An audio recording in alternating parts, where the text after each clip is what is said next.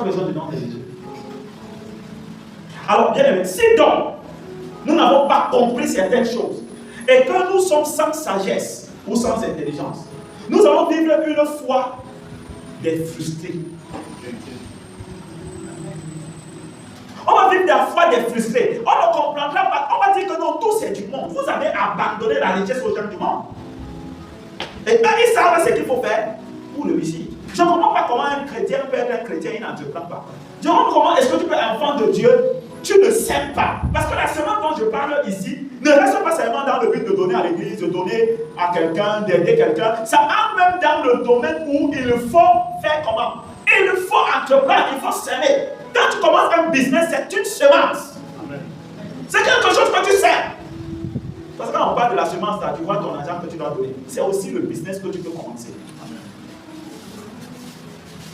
Donc, bien aimé, il faut comprendre que ce sont des choses que nous n'avons pas pris au sérieux. Et ceux du monde ont compris. Et ils ont appliqué les lois. Ils sont bénis, ils sont puissants. Et on a dit c'est Satan qui leur a donné. Alors que dans notre Bible là, Dieu dit qu'il est le Père de l'or et de l'argent. C'est-à-dire que l'or et l'argent lui appartiennent. Et nous on dit que c'est Satan qui les a bénis. Bon, que notre Dieu donc qui est à qui appartient l'or et l'argent, ne nous bénit donc pas pourquoi? Nous devons savoir que cette saison nous ouvre les portes. Cette saison nous bénit particulièrement. Et nous sommes au premier mois de notre saison qui est un mois d'alliance.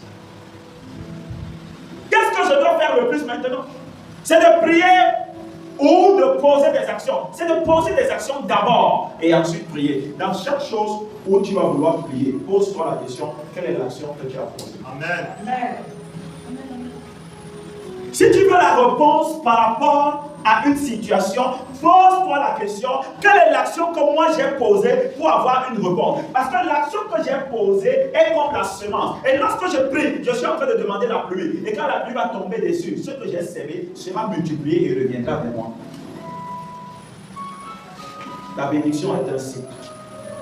Donc, bien aimé, il ne faut pas arrêter le cycle. Les bénédictions financières et matérielles ne se soumettent qu'à une seule loi, la loi du donner. Ça ne se soumet pas à la prière. Et si c'était que le nom de Jésus donnait la richesse, c'est que nous tous là, on est des milliardaires. C'est que dans ta chambre, c'est quand tu dis au nom de Jésus, l'argent sort là, ça sort là, ça sort là, ça sort là, ça sort là. Si c'est que le nom de Jésus donnait l'argent là, c'est que nous tous, on est des milliardaires. Mais le nom de Jésus donne le salut. C'est pourquoi ceux qui sont dans le monde ont des biens matériels, ils n'ont pas Jésus, parce que le nom de Jésus là, on n'a pas besoin d'avoir ça pour obtenir le matériel. C'est pas ce que tu veux.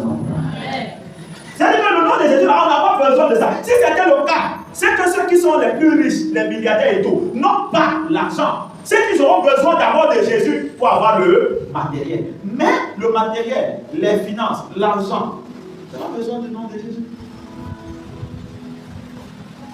Amen. Voyez-vous que Lazare était pauvre parce qu'il n'avait pas Jésus. Jésus était même son meilleur ami. Mais il était pauvre. On ne peut pas féliciter la pauvreté de Lazare parce qu'il est allé au ciel. Amen. On ne peut pas faire. Lazare a vécu d'une manière misérable. Et on ne peut pas féliciter la pauvreté de Lazare parce qu'il est allé au ciel. Non. De ce que la Bible me dit, il me dit dans ce siècle présent, je serai béni. Et dans le siècle à venir, ça veut dire qu'il n'y a pas un siècle dans lequel je ne peux pas être béni. Je dois être béni dans les deux siècles. Le siècle présent et le siècle à venir. Je vous dis que Lazare était le plus grand ami de Jésus.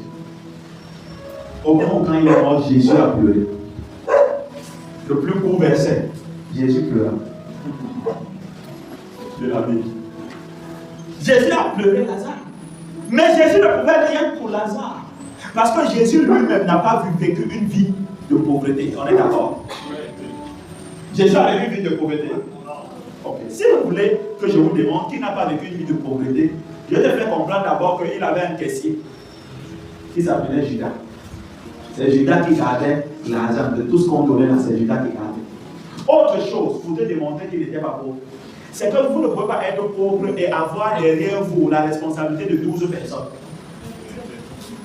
Vous devez prendre soin d'eux. Hein? Vous pouvez être pauvre et vous avez la responsabilité de 12 personnes. Donc Jésus lui-même n'était pas pauvre. Jésus lui-même a dit à ses apôtres que je vous envoie. Ne prenez ni sac, ni argent. Vous allez trouver tout là-bas. Ça veut dire qu'on ne peut pas vous envoyer en mission sur la terre. Et on ne vous donne pas de quoi exercer votre mission. Est-ce que tu crois que tu es en mission sur la terre? Et si tu es en mission sur la terre, il te faut quelque chose. C'est tellement que tu n'as même pas encore commencé avec ta mission. Pourquoi? Parce que tu n'as pas la provision. Et parce qu'en réalité, tu n'as pas la provision parce que tu as mangé la semence. Ouais. C'est les gens qui mangent le capital là. C'est votre semence. Donc, bien aimé, nous avons un problème. Les enfants de Dieu, surtout francophones, ont des problèmes.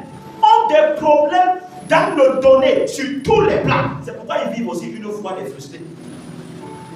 C'est pourquoi quand même quelqu'un est béni au milieu d'eux, d'une manière exceptionnelle, on traite ça de sorcellerie. Parce qu'ils trouvent que la prospérité, ce n'est que pour Satan. Comment ça?